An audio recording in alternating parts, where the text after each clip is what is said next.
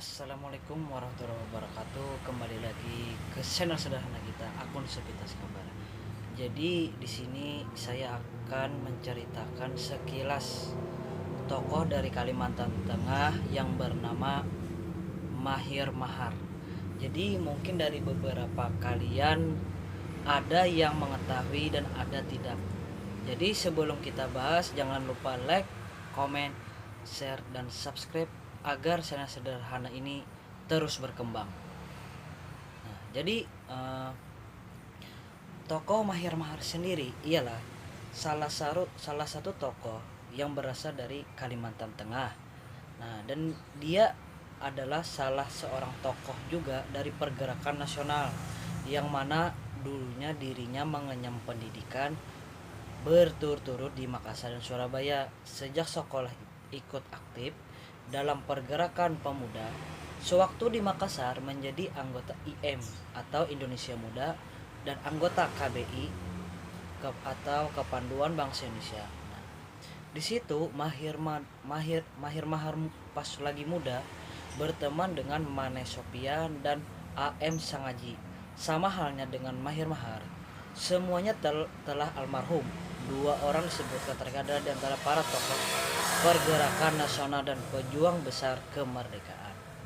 Nah, pada tahun 1937 saat Mahir Mahar kembali ke Kalimantan, dia di sana bekerja di BBB atau Binelands Bistur, dan di situ dia menjabat sebagai kepala Onder Distrik atau kepala distrik antara lain di Pelihari, Pulang Pinang.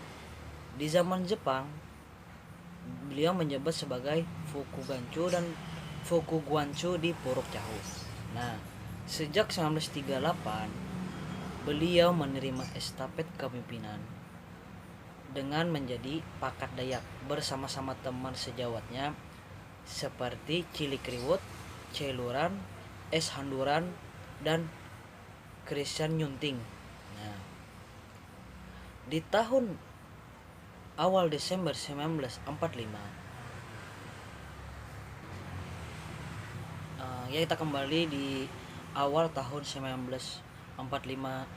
Jadi Mahir Mahar itu bersama-sama teman seperjuangannya di Puruk Cahu menaikkan bendera merah putih dengan pernyataan tanah Dayak masuk wilayah negara RI yang diproklamasikan pada tanggal 17 Agustus 1945.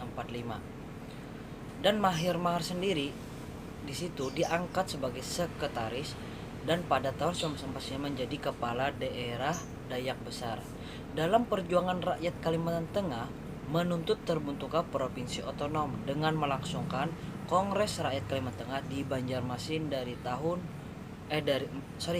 tanggal 2 sampai tanggal 5 Desember 1956. Di situ Mahir Mahar terpilih menjadi presidium Kongres dan sekaligus pula menjadi ketua Dewan Rakyat Kalimantan Tengah.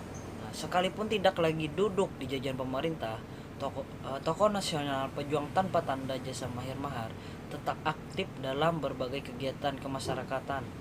Antara lain di tahun 1954 dia sebagai seorang pendiri Universitas Lambung Mangkurat di Banjarmasin.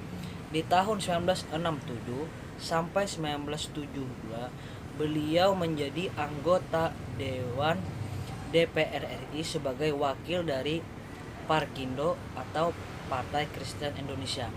Dari tahun 1974 Mahir Mahar juga menjabat sebagai Ketua MPI Masyarakat Perhutanan Indonesia dari daerah Kalimantan Selatan hingga Kalimantan Tengah. Sampai di tahun 1987 beliau diangkat sebagai penasehat Gubernur Kalimantan Tengah. Nah, sejak tahun 1960 sampai 1981 beliau itu aktif di bidang keagamaan. Nah, menjadi bendaharawan Majelis Sonade Gereja di Kalimantan Evangelis Gede di Banjarmasin. Terakhir, Mahir Mahar sendiri ialah salah satu tokoh yang menyaksikan peringatan pemasangan tiang pertama dalam pembentukan Provinsi Kalimantan Tengah saat itu. dan perannya Mahir Mahar sendiri sangat besar sekali. Nah, sekaligus mendorong terselenggaranya Kongres Rakyat Kalimantan Tengah di Banjarmasin pada tanggal 2 sampai 5 Desember 1996, dan di situ beliau sebagai ketua panitia kongres. Nah, di situ pula beliau terpilih sebagai ketua presidium kongres dan terpilih pula sebagai ketua Badan Pekerja Dewan Rakyat Kalimantan Tengah. Nah, mungkin inilah sekilas tentang tokoh Mahir Mahar yang berasal dari Kalimantan Tengah. Jadi mungkin dengan adanya penjelasan sekilas ini bisa bermanfaat bagi kalian untuk mengetahui tokoh-tokoh lokal khususnya yang ada di Kalimantan Tengah. Dari sini saya sudahi, cukup sekian, terima kasih. Salam sejahtera bagi kita. Assalamualaikum warahmatullahi wabarakatuh.